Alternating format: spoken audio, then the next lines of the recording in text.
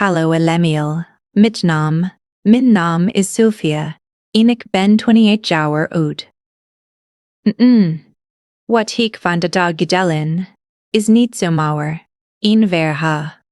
Het is iets dat mijn leven volledig heeft veranderd. Het gaat over met familie-ongelijkheid en een moment dat alles voor altijd anders maakte. Maar voordat we beginnen, laten die reacties worden nooit balkland jullie kijken. Ik ben echt benieuwd wat jullie allemaal vandaan komen. En als hij van dit soort echte, emotionele verhalen had, vergeet dan niet om deze video te liken en je te abonneren op het kanaal, zodat je niets mist. Laten we nu beginnen met mijn verhaal. Het was een goede winteravond toen alles begon. Een avond die eigenlijk wel warmte en geluk had moeten zijn. Onze hele familie was samengekomen in het huis van mijn ouders, om samen een feest te vieren. Het huis was prachtig versierd met lichtjes, slingers en een grote kerstboom die midden in de woonkamer stond. Aan die boom lagen tientallen cadeaus, netjes ingepakt, in glanzend papier met kleurcheck, linten. Iedereen leek vrolijk en ontspannen. Lachend en pretend alsof alles perfect was. Mijn zus zat dichtbij de kerstboom met haar kinderen om zich heen. Ze schenen gelukkig uit, vol energie en spanning terwijl te wachten op het moment. Mijn zoon Amir zat na houdo's machten openen. Mijn zoon Amir zat na haast mij op de bank. Hij was pas 8 jaar oud, maar zijn ogen straalden van hoop en nieuwsgierigheid. Hij keek telkens naar de stapel cadeaus, alsof hij probeerde te raden welke voor hem waren. Toen het werd de cadeaus uit de len, verzamelde iedereen zich rond de boom. Mijn moeder begon met het roepen van namen. De eerste paar cadeaus gingen naar de kinderen van mijn zus. Crudedosen, ze waren indrukwekkend.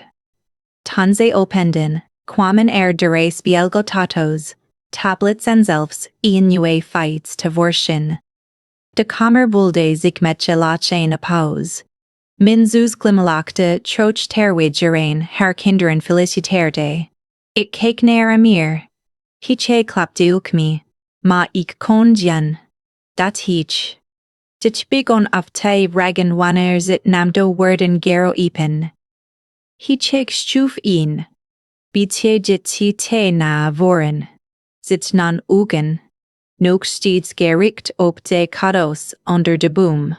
De tej leek langzaam te gaan. En elk nieuwe cadeau dat wordt ugede smaakte de spanning voor hem groter. Eindelijk wordt zijn, nam geen emd. Tim. Mijn moeder pakte een kleine tas van de zigans de kamer. Het was geen cadeau zoals de anderen. Geen glanzend papier, geen lint. Gewoon, een simpele, dan drogister chas. Ze gaf het aan, Amir met een korte glimlach, alsof het niets, bijzonders was. Voor een moment, leek Amir, met tabak champagne water geberde. Ich keek naar de tas, toen naar Amir, en weer terug, naar de tas. Langzaam opende hij het. Binnenin zaten een goedkope shampoo, een tandenborstel, en een paar kleine snoepetjes. Dat was alles. De kamer werd plotseling stiller, niet helemaal stil, maar de energie veranderde. Sommige familieleden keken weg. Anderen deden alsof ze het niet opmerkten. Mijn zus deed niet opmerkten. Mijn zus deed niet. Mijn ouders indien werden met het uitdelen van cadeaus alsof dit normaal was. Amir probeerde te glimlachen. Het deed zachtjes, denk je. Maar zijn steen was anders voor. Zich nogen. Die erde wollig zwarne. Lekken nu dag. De hier. Ieder licht zwarnen. Lekken nu dag. Hiet has stevig vast, alsof hij niet wist wat hij anders me moest doen. Ik voelde eens water drukken met mijn borst. Hij was niet alleen teertruking met mijn borst. Het was niet alleen niet tegenstelling. Het was iets debe. Iets dat al langer in mij zat, maar dat ik altijd had geëerd. Op dat moment wordt het onmogelijk om het nog ten. Ik keek rond in die kamer. Iedereen leek verdertigen also voor niets bijzonders was gebeurd. De kinderen van mijn zus speelden al met die nieuwe spellen. La kenden rollependen van plezier. Mijn ouders keken trots naar hen, alsof ze precies gekregen wat ze verdienden. Mijn man leek zich, of te vragen waarom meer, jetzt total anders had gekregen. Ik legde mijn handjucht op zijn schouder. Het legden een beetje tegen me aan, nog steeds stil. Hij schrok niets, klaagde niet, maar dat maakte het alleen maar moeilijker om te zien. Zijn stilte ze meer dan woorden ooit konden. In mijn hoofd begonnen gedachten zich op te stapelen. Was dit een vergissing? Of was dit met opzet gedaan? Hoe kan het dat veel geld worden weggegeven aan de ene kant van de familie, terwijl men kind wordt afgestapt met iets dat nieuwelig zal kan worden gegeven? Ik probeerde bekalmeren, omgaans zijn te maken. Dit was tenslotte een familiefeit. Maar diep van binnen voelde dat dit moment belangrijk was. Het was geen klein incident. Het was een klein incident. Het was een teken van iets groters. Iets dat al veel langer spij. De dagen ik had willen toegeven. Amir zat nog steeds naast me. Zitten kleine handen om de tas geklemd. Hij keek niet meer naar de andere caduso. Hij keek gewoon voor zich uit, stil en teruggetrokken. Terwijl na hem keek, voelde ik hoe ik wel jetsen me langzaam veranderde. Also fingerend was bereikt zonder dat ik het gemerkt na. Die avond kon ik. Het gemerkt ten idee want kon ik. Het niet het loslaten.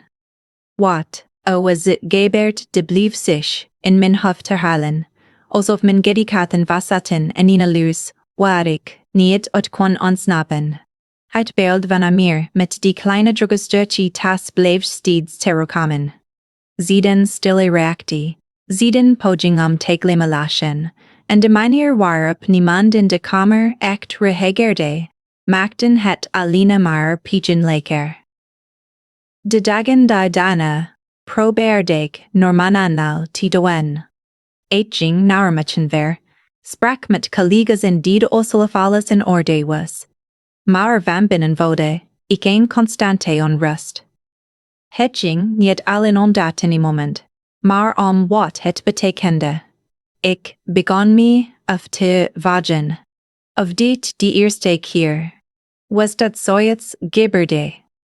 Of dat ik het simpelweg nooit eerder zo duidelijk had gezien. Langzaam begon ik terug te denken aan eigen familie. Bijeenkomsten. Kleine details die ik eerder had genegeerd, begonnen nu betekenis te krijgen. Mijn zus kreeg altijd meer aandacht.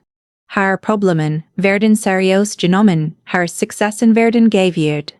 Wanneer ik iets bereikt kreeg, vaak slechts een korte reactie, alsof het niet echt belangrijk was. Ik begon ook te taten op hoe megers met meer omkingen. Het was subtiel, maar duidelijk. Zij waren vriendelijk. Zij waren vriendelijk. Zij waren vriendelijk. Naarafstandelijk. Zij stelden minder vragen. Chamden minder interesse.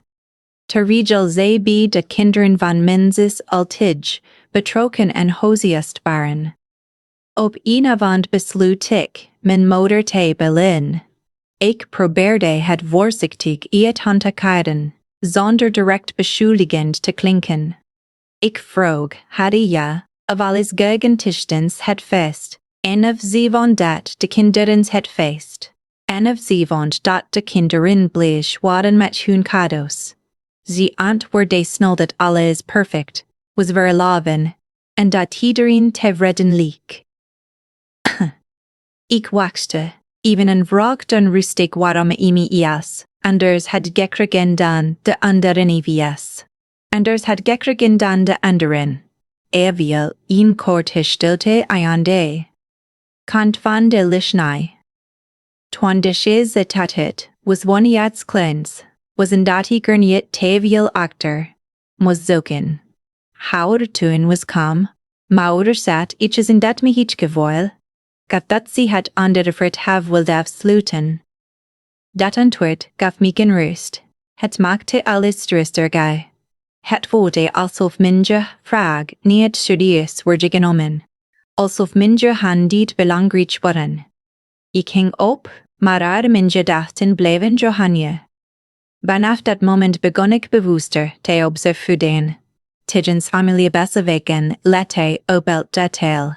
Wie kreeg aandacht, wie werd genegeerd, wie werd geprezen en wie niet. Het patroon werd steeds duidelijker.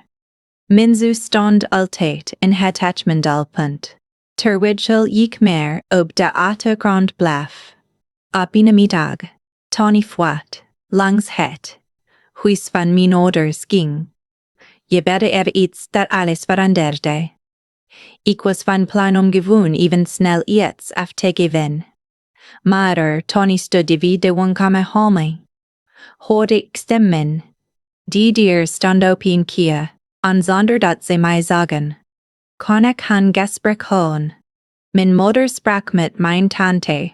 Haar stem was lage, maar duurde genoeg om elk woord te verstaan. Ze zei, het heeft toch niets bijzonder bereikt in het leven. Waarom zouden we investeren in zijn kind? Die woorden kwamen hard binnen. Voor een moment voelde het alsof de tijd stilstond. Ik bleef staan, niet in staat om te behen. Het was alsof alles wat ik had gewild, alles wat ik had vermoed, in einen zin werd bevestigd. Het ging dus niet om geld. Het ging niet om een simpele keuze van cadeaus. Het ging om hoe ze met keuze van cadeaus. Het ging om hoe ze mij zagen. In hun ogen was ik iemand die niet belangrijk genoeg was iemand die geen water had opgebouwd. En omdat ze zo over mij dachten, projecteerden ze op mijn zoen. Ik stapte langzaam achteruit, zonder geleid te maken. Ik wilde niet dat ze wisten dat ik het had gehoord. Mijn hart klopte sneller dan normaal, en mijn gedachten waren een chaos van emoties. Bullshit, verdriet, teleurstelling, alles tegelijk. Te hanik buitenkwam, halade gepatum. De Friese lucht hielp en bitte, mij het gevoel in mijn borst bleef zwaar. Ik leef naar mijn ote en bittes dit te zitten, starend naar niets dit te zitten, starend naar niets. Ik probeerde te bekenden komen. Ik dat in alle momenten maar ik had geprobeerd om dichter bij mijn familie te komen. Alle keren dat ik een goedkeuring had gezocht, zonder het zelf $1 te hebben. En nu besefte ik misschien nooit genoeg stil zijn geweest. Wat me het meest raakte, was niet eens wat ze over me hadden gezegd, maar wat dat betekende voor mij. Het was onschuldig in details. Het had niet het korben zo behandeld hij. They were touchdrukheid de gevolgen van een oordeel dat niet eens van hem was. Op dit moment veranderde iets in mij. Het was geen plotseling explosie van woede, maar aderde een stille beslissing diep van binnen werd genomen. Ik kon dit niet langer meegeren. Ik kon niet blijven doen alsof alles normaal was. Ik besefte dat als ik niets deed, dit patroon zich stil blijven herhalen. Amir zo bliven apkrojen in een omgeving waar heej minder waargation, minder waarde. En dat was iets wat ik niet kon accepteren. Terwijl dit daar waarde zat, wilde ik ho mijn gedachten langzaam helderder. De pijn was nog steeds, maar dauernder en taanstundiads anders. Iets dat sterker was dan die red alleen, een gevoel van vastberdeinheid, dat ik niet eerder zo duidelijk had gevoeld na de tijdmoment, bekan ik anders, naar mijn leven te kende. Wat eerst voelde als pijn en teleurstelling, veranderde langzaam in iets dat meer richting gaf. Ik wist dat klagen of confronteren iets zo oplossen. Wat een zouden henmening niet veranderen. Als ik echt iets wilde beisen, moest ik dat doen zonder aankondiging, zonder drama. Ik begon stiletjes een plan te vormen. Geen groot, ingewikkeld plan in ene keer, maar kleine stappen die samen iets groters konden worden. Het eerste wat ik deed, was eerlijk naar mezelf kijken. Wat stond ik in het leven, en waar wilde ik naartoe? Ik wist dat ik meer kon, maar ik had mezelf jarenlang tegengehouden. Misschien door twijfel, misschien door het gevoel dat het toch niet genoeg zou zijn. Vanaf dat moment veranderde misschien wilde ik pagen eerder op te staan dan normaal. Nog voordat de zon opkwam. Die stille uren gebruikte ik om te leren en te werken. Een nieuwe ideeën. Ik keek naar mogelijkheden om extra inkomen te genereren. In het begin was het verwarrend, omdat ik niet precies wist waar ik moest beginnen. Maar ik bleef doorgaan.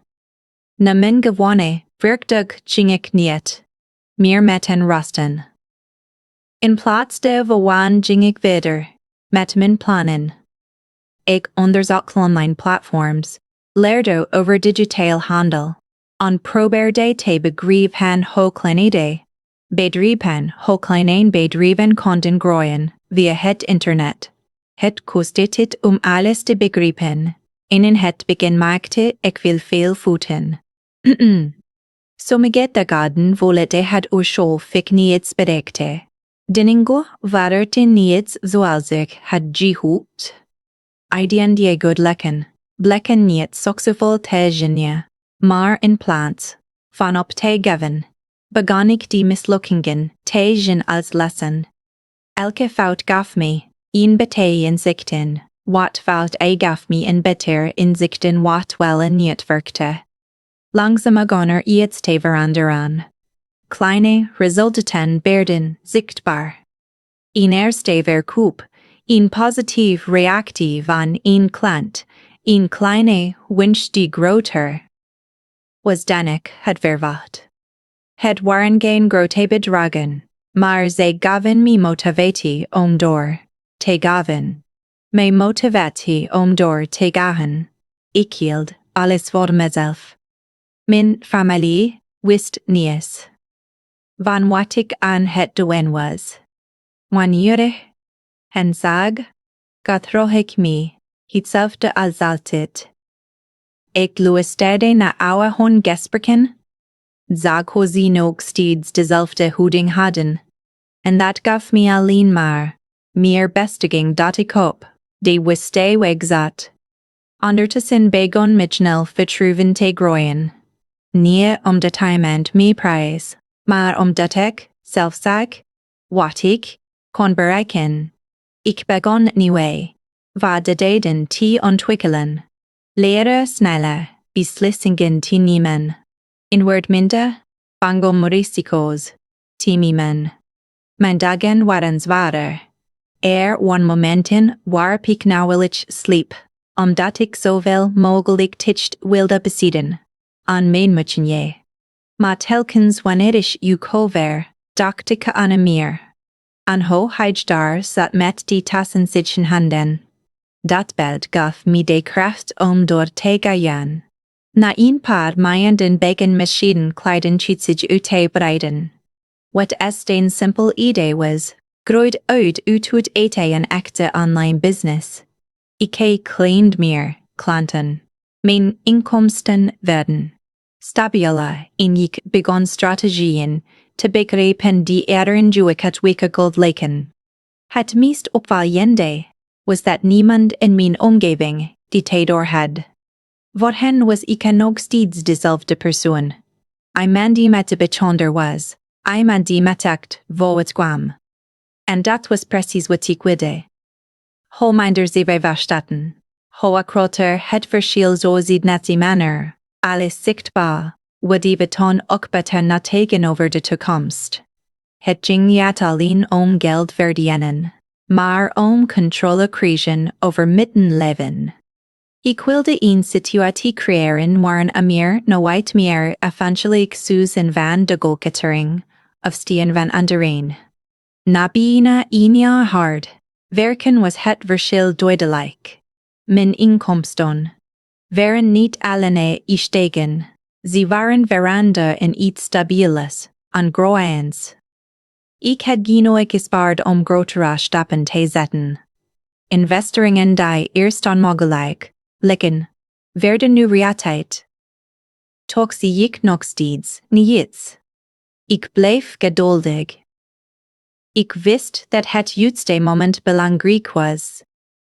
Dit ging niet alleen om succes, maar om impact. Ik wilde wat ik had bereikt, niet meer wordt gezien als geluk, maar als een duidelijke boodschap. Tijdens familie-bijeenkomsten bleef ik observeren. Hun gedrag was onveranderd. Mijn zus kreeg nog steeds de meeste aandacht, haar kinderen werden nog steeds overladen met cadeaus en complimenten. Mijn ouders behandelden mij nog steeds alsof ik weinig had bereikt. Maar dit keer wilde het anders. Waar ik vroeger pigeon wilde ik nu controle. Ik wist iets wat ze niet wisten. Ik had iets opgebouwd zonder hun hulp, zonder hun goedkeuring. In stilte begon ik het volgende deel van mijn plan te vormen. Het ging niet alleen om laten zien wat ik had bereikt, maar hoe ik het zou laten zien. De manier waarop het zou gebeuren moest precies goed zijn. Elke stap die ik had gezet, elke nacht dat ik had doorgewerkt, elke fout die ik had gemaakt, bracht me dichter bij dat moment. Terwijl mijn leven langzaam veranderde, bleef en ding constant in mijn gedachten. Dit was nog maar het begin. Na een jaar van stilte, hard werken en zorgvuldig plannen, wist ik dat het moment eindelijk was gekomen. Alles wat ik had opgebouwd, alles wat ik had voorbereid, moest nu samenkomen in avond. Ik wilde niet alleen laten zien wat ik had bereikt, maar ook een duidelijke boodschap overbrengen zonder dat ik het direct hoefde te leiden die boodschap overbrengen zonder dat het leken doe. Ik besloot zelf een familiebijeenkomst te organiseren. Dit was iets wat ik normaal nooit deed, en juist daarom wekte het nieuwigheid.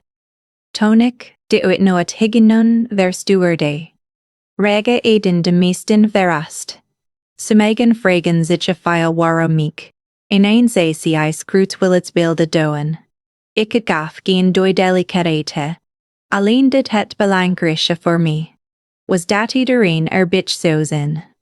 Op de dag van de bijeenkomst zorgde ervoor dat alles perfect was voorbereid. De locatie was niet ingericht, met een warme en luxe uitstraling. Stonden tafels met eten, drankjes en decoraties die een gevoel van iets bijzonders gewoon. Meyer het meester pavayende, roarn de cadeaus. Grote, zorgvuldigen gepakte duzen lagen. Zichtbaar en ditterimte, moer in een druk frikender. Dan alles wat ik ooit eerder had gezien tijdens onze familie-bijeenkomsten. Toen mijn familie aankwam, zei ik met een hanweacties.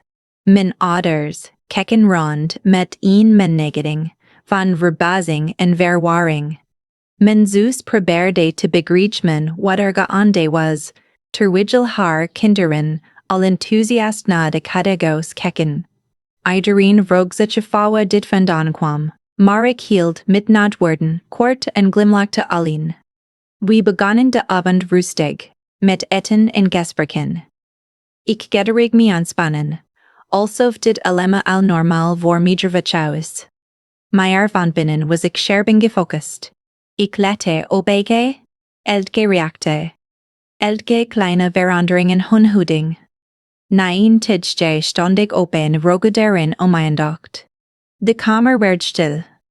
Ik liep naar de cadeaus en zei dat ik iets speciaals had voorbereid voor de kinderen. Meteen voelde je de spanning en de lust. Iedereen keek nieuwsgierig toe. Ik begon met het uitdelen van cadeaus aan de kinderen van mijn zus. Krat, jolvoldig, gekozen, gevoeld met, dureien en drukvende spullen. Net als het jaar ervoor. Maar dit keer kwam het van mij. De kinderen waren blij. De kinderen waren blij en enthousiast. In mijn zus keek zichtbaar verrast. Minoritas zeiden weinig. Maar hun gezichten lieten zien dat ze niet begrepen hoe dit mogelijk was. Daar na gaffekades einde en drie kinderen in de familie. Niemand wordt overgeslagen. Iedereen kreeg het zwaardevols. De sfeer. En de kamer veranderde langzamer. Wat eerst nieuwsgierigheid was wordt nu verwarring en zelfs een beetje ongemak. Dit was niet wat ze van mij hadden verwacht. Toen bleef nog een de verwacht. Ik popte het langzaam op en keek naar meer. Hij zat, rustig, op zijn plek, net als een jaar geleden. Maar dit keer was iets anders in zijn houding. Misschien vond het dit moment belangrijk was. Ik riep zijn naam en gaf hem het cadeau. Het was groter dan wat hij wat eerder had gekregen. Hij keek me even aan voordat het opende. Alsof het zeker wilde wetende dit echt voor hem was. Toen hij het papier verwijderde, kwam een kleine elektrische auto tevoorschijn. Zijn ogen werden groot van verbazing. De kamer viel stil. Iedereen keek naar hem. Maar dat was nog niet alles. Ik gaf hem een envelop. In toen hij die opende, zag hij dat een spaarrekening voor hem was geopend met een bedij dat zijn toekomst kon veranderen. Niemand zei iets. De stilte was zwaar, gevuld met gedachten die niemand hardop uitsprak. Ik keek langzaam naar mijn familie. Dit was het moment waar ik zo lang naar toe had gewerkt. Meer om een druk te maken, maar om iets duidelijk te maken zonder te schreeuwen, een ruzie te maken. Met een rustige stem zei, ik kreeg mijn zoning drooggestuurd. Vandaag wil ik jullie laten zien wat hekte woorden betekent. Mijn woorden hingen in de lucht. Niemand reageerde direct. Mijn moeder keek naar beneden. Mijn vader wist niet waar hij moest kijken. En mijn zus leek haar woorden kwijt te zijn. De sfeer was compleet veranderd. Waarheid, tak. Eerst het en nieuwsgierigheid was hing spanning ongemak. Iedereen besefte dat die niet jamaren. En feest was. Dit was een moment van confrontatie, maar op een manier die ze niet hadden verwacht. Ik bleef kalm. Ik had geen bedwachte om boos te worden, of meteen te verheffen. Alles wat ik wilde zeggen, had ik al gezegd door wat ik had gedaan. Mijn acties spraken luider dan woorden ooit konden. Ik zag hoe mijn familie begon te bessen wat ik geboden. Hun gezichten veranderden langzaam. Van verwarring naar schaamte, van schaamte naar spijt. Maar ik wist dat samenlevingen niet meer konden. Während het orchestra, amir zat daar, met zich mijn cadeaus, zichtbaar hekisch meer, ook ik een beetje overweldigd. Ik liep naar hem toe en legde mijn hand op zijn schouder. Net zoals een jaar, telledende. Maar naar dit keer wilde het anders. Dit keer was geen pigeon in dat moment, alleen een gevoel van rechtvaardigheid, dat eindelijk zichtbaar, waar de meeste mensen in de kamer dachten dat het moment voorbij was. Zij dachten dat de avond zijn hoogtepunt al had bereikt met de cadeaus en mijn woorden. Sommigen probeerden zelfs weer normale te doen, alsof ze de spanning konden negeren en terug konden keren naar een gezellige sfeer. Maar ik wist dat de belangrijkste deel nog moest komen. Ik liep langzaam na. Da de andere kant van de kamer waar een groot scherm stond opgesteld. Tot dit moment had bijna niemand aandacht aan besteed. Het leek gewoon een onderdeel van de decoratie, iets dat geen echte betekenis had. Ik pakte een afstandsbediening, indraaide me om naar mijn familie, zonder iets te zeggen drukte ik op de knop. Het scherm lichtte op, en binnen een paar seconden verscheen de eerste video. Het was een opname van eerdere familiebijeenkomsten. De kwaliteit was duidelijk, en de stemmen waren helder hoorbaar. In de video zag je hoe men haar kinderen cadeaus gaf, terwijl Amir op de achtergrond zat. De vergelijking was pijnlijk duidelijk. De kamer werd opnieuw stil, maar deze keer was het anders. Dit was geen gewone stilte. Dit was een stilte vol spanning en gemak. Iedereen keek naar het scherm, niet zeker van wat nog ging komen. De volgende clip begon met een dierne. Dit keer was het een audio-opname. De stem van mijn moeder vulde de kamer, herkenbaar en onmiskenbaar. Haar woorden waren precies, zoals ik ze da had gehoord. Heeft thuis niets bijzonders bereikt in het leven. Waarom zouden we investeren in kind? Ging een schok door de ruimte. Mijn moeder verstischte. Mijn vader keek haar aan, zichtbaar geschrokken. Mijn zus probeerde iets te zeggen, maar kwamen geen woorden uit haar mond. Ik zei nog steeds niets te. Ik liet de beelden en geluiden voor zichzelf spreken. Meer fragmenten volgden. Kleine momenten die op zichzelf misschien belangrijk leken. Maar samen een duidelijk patroon vorm.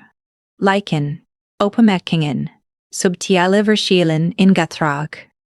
Alles wat ik had gezien gewild, wordt nu zichtbaar voor iedereen. Het wordt steeds makkelijker bevoorgenomen. Weg te kischen.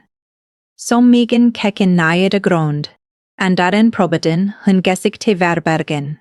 De waarheid lag open en bloot voor hen. Zonder filter. Zonder verzachting.